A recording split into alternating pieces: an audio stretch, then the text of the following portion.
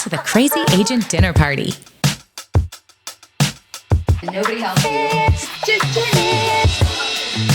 Part group therapy, part inspiration, entirely for real estate agents to dish on this crazy business we're in. Yeah, actually. my mom would be like, Amanda, I cannot. Come on in, have a seat at our table. And remember, real estate is crazy, and you don't have to be. Welcome to the Crazy Agent Dinner Party, where we dish on this crazy industry known as real estate. Here are your hostesses with the mostesses, with a combined 40 plus years in real estate. Coach Konversion Kourtney and the real estate mom you never knew you needed, Amanda, the marketing mama.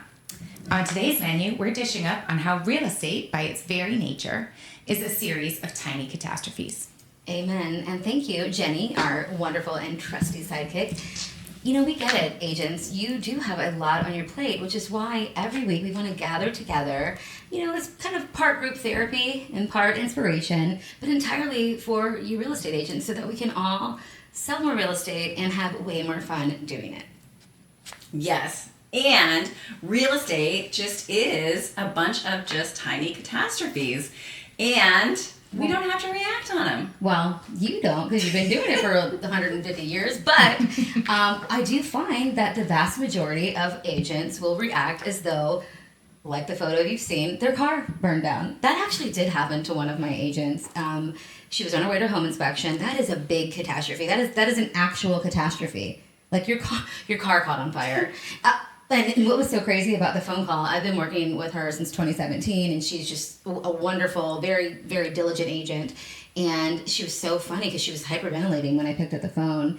And I'm kind of used to, like, you know how it goes, like when you help agents out, like sometimes they're a little spazzy.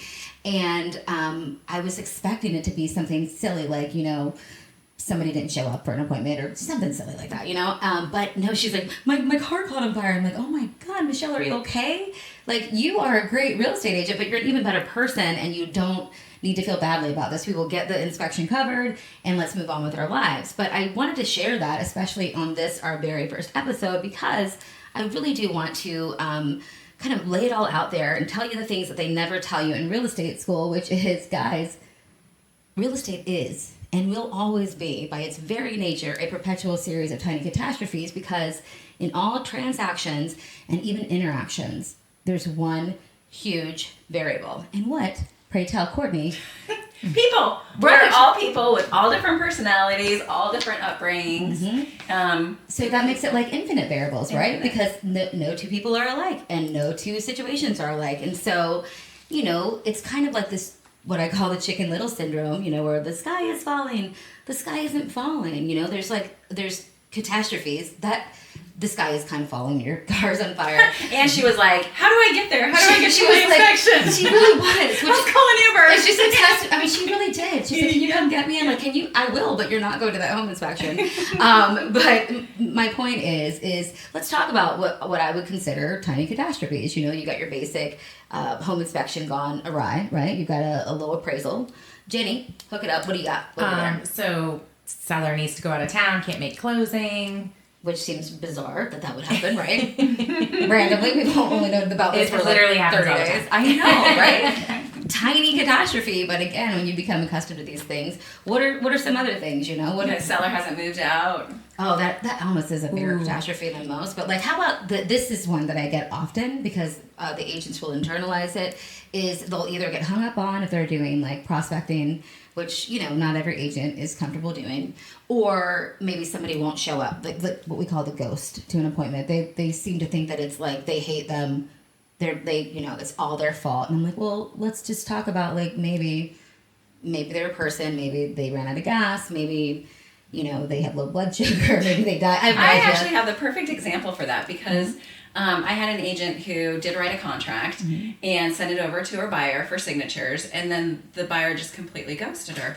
And I kept telling the agent, I was like, it's not about you. It's never about you. It's always about them, right? And that's my line. It's never about me. It's always about them. Mm-hmm. On that Monday, the buyer calls the agent and says, I am so sorry. I had to fly out to New York. My daughter was in a car accident. She's in ICU. Yeah. And so like that is like a perfect example of it's never about us. It's always about them. Well, and there's one way I truly believe that you can prevent the car fire reaction to a regular day of real estate. And that is through my absolutely number one thing for combating tiny catastrophes is utilizing systems, right? Absolutely. And so, let's dig into the meat and potatoes. Yeah, I think like for me, I come up with these huge catastrophes because I'm so used to doing it for so long that the tiny catastrophes aren't that big of a deal anymore. Exactly. So we'll get 3 quotes and we'll move on. Well, and it's so funny too. Like I have an agent who is literally younger than. He's 22, and you've been doing this for 24 years, and he will spend like a solid 45 minutes sort of spiraling, and like none of that stuff is happening right now. Like, you be present in the moment, and like let's take some action steps to get a solution, to have options, and that's really what we're doing. Is we're data gatherers. We're getting information because, again, in his case, has a buyer who's buying a house that needs a lot of work. And I'm like, well, he knew that going into it. Like, you can tell that by the photos. So you just have to take the steps to know what you're doing and feel super confident about it. Like, obviously, you're not a home inspector. You're not a roofer. You're not a foundation expert, which in Florida, that is a little bit scary, honestly. But you guys have that in Colorado, we do too. right? Yeah, we do too. It's bentonite. Yeah. Is our foundation. So like in the basements and stuff, it's clay.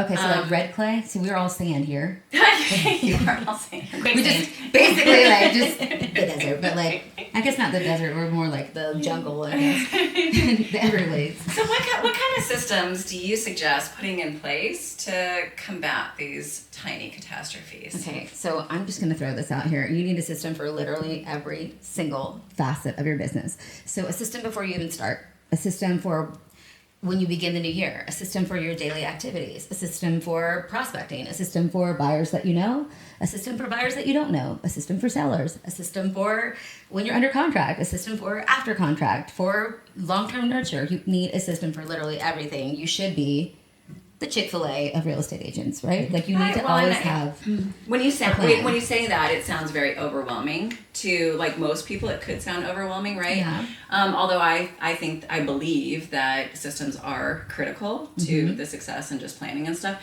because I think a lot of agents are in reactive mode.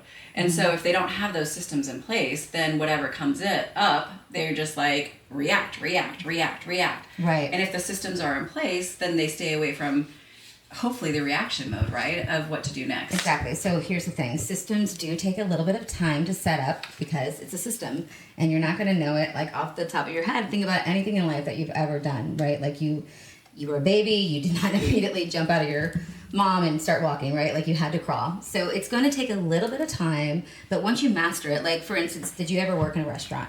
I did. Okay. So I worked in restaurants a long time, and I remember like the first day that I worked at Bahama Breeze, which has this very extensive menu, and I'm like, there's no way I'm going to remember the menu, the specials, like the drink features. By like month 2, maybe I could do it upside down, backwards in my sleep, right? And so it's really about understanding your product, what you're doing, and then like confidently every day working on it. That's really the key to a system. But what is the number one thing most agents do?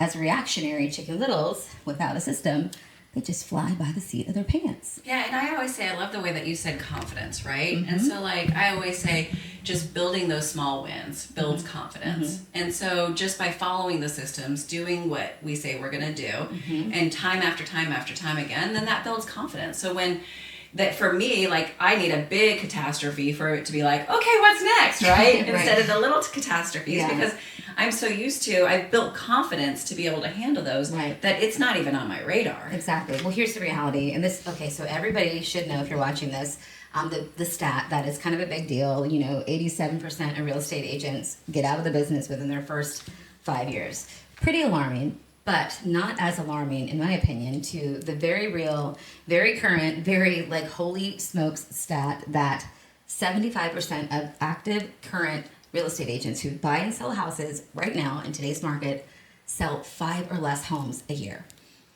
That is why they're freaking out, because they don't have, usually, again, you can actually sell 5 houses a year and make a pretty decent living, don't get me wrong. But you're almost like, you don't really have the wins, the experience, the continuity. It's almost part-time, if you will. And that's okay. You can absolutely be a good agent and be part-time, but you have to have what I believe is the system in place to know whether you sell 5 homes a year or 5 homes a week, that it's the same thing over and over and over again. Because what it does is systems create mastery in record time, but they open your mind up for other things like building relationships, right? And that's really what we're doing here, is we are building relationships to build our business over and over and over again. Do you agree? Yeah, I was thinking as you say that is a lot of real estate agents will go like this, right? Mm-hmm. And because they will follow the systems, they'll prospect, mm-hmm. they'll get a bunch of deals, mm-hmm. and then they'll peak, and then it's like they stop prospecting, right? Because they run out of time. And so they're spending more time on the deals that they have under contract, mm-hmm. closings.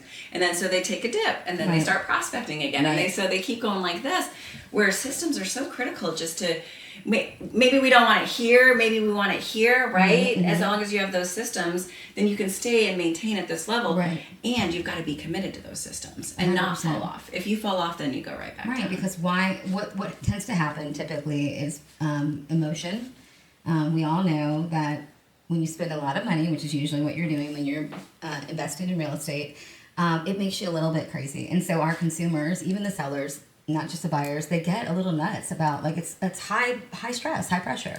And so then they start to, imprint upon their agent, and then the agent kind of like takes on all of that stress and pressure, and then it makes them kind of crack because they're sort of just like, running by the seat of their pants, and they're not really focused on the data.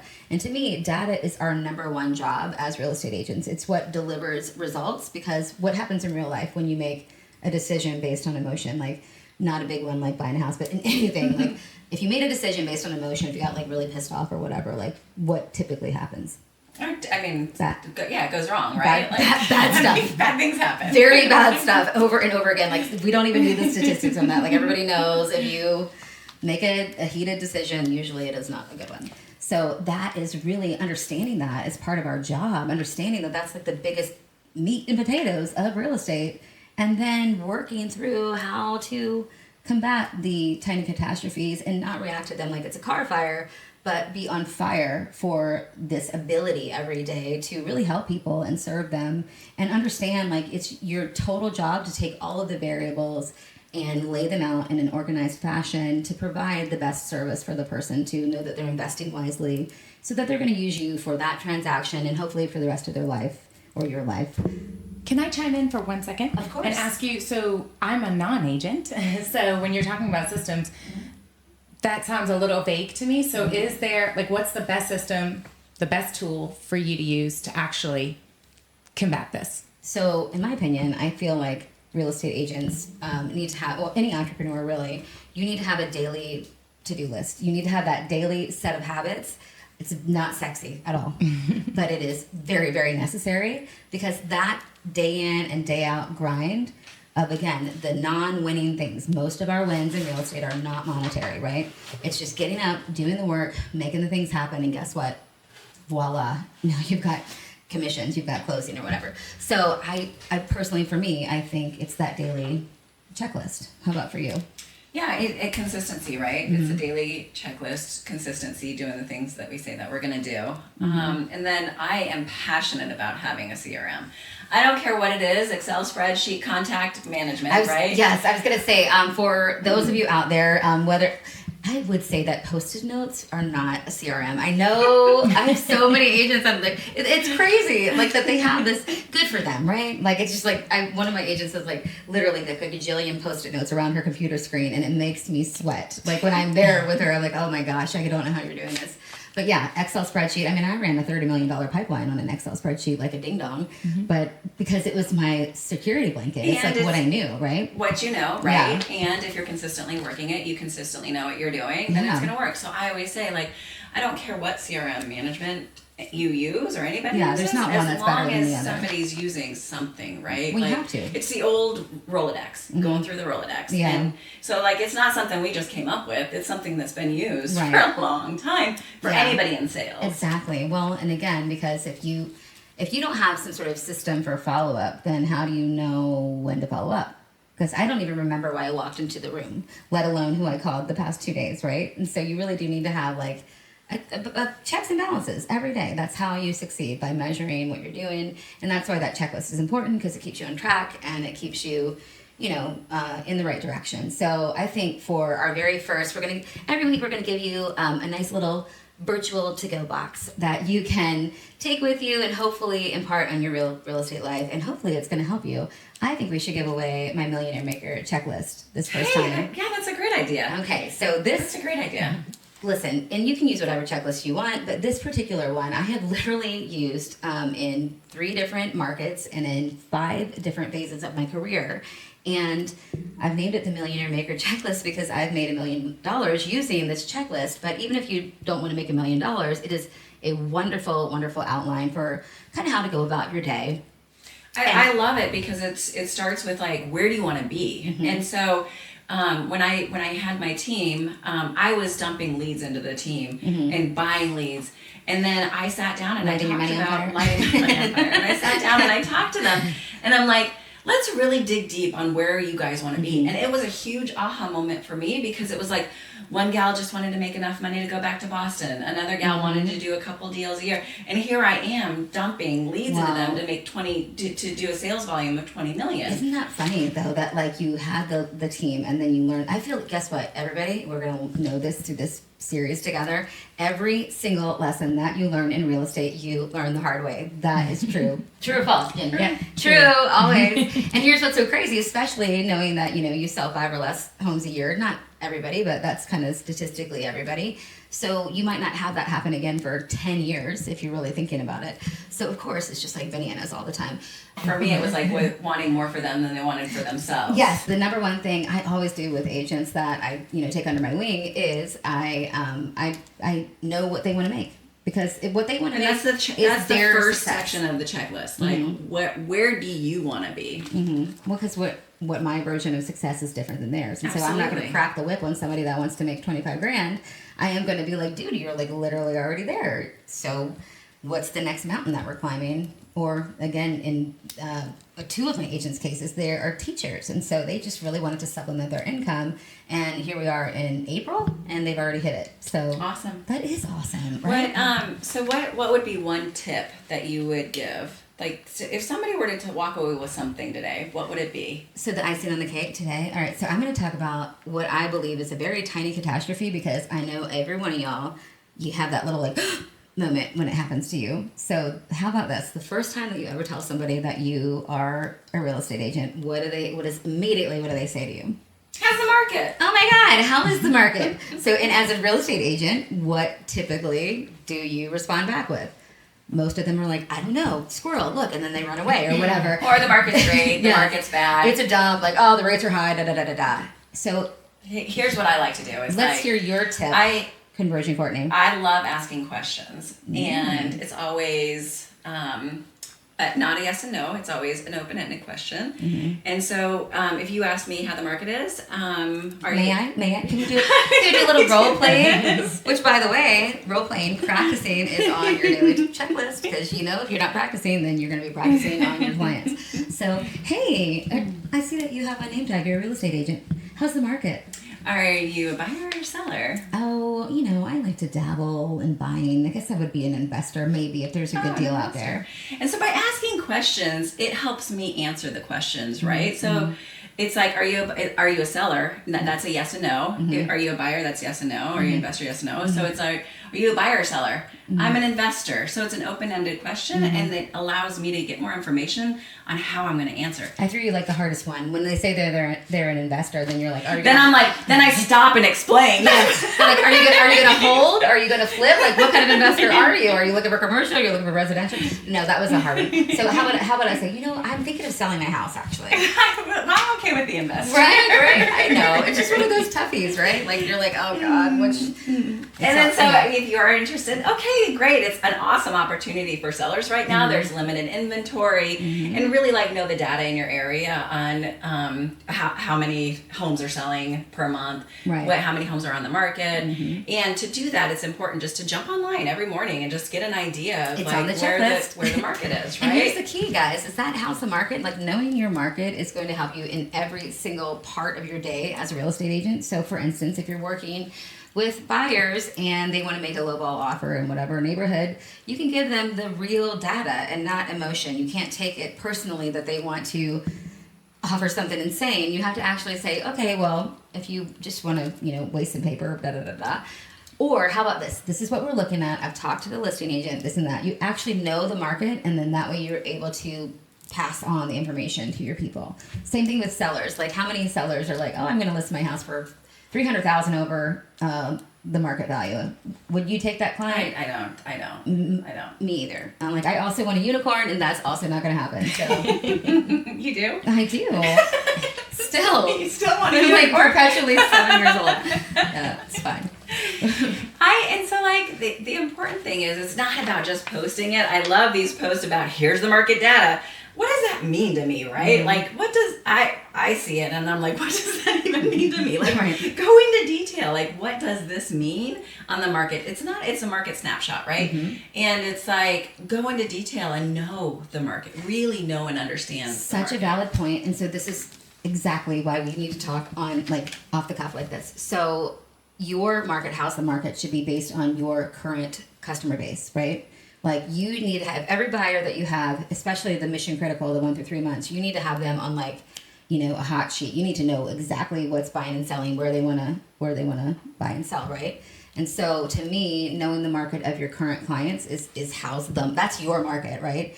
And if you don't have any, if you're farming, then you need to know how your farm area Absolutely. is or your niche area is. Is it niche or niche, Jenny? Niche. Niche. Okay. We're French. We're French. We talk French. Potato. I love it. So, but isn't that valid, right? Because I think that when you say that, agents sort of like glaze over, but it really does have to pertain to the business that you're either currently doing or want to do. You need to know the market, because guess what?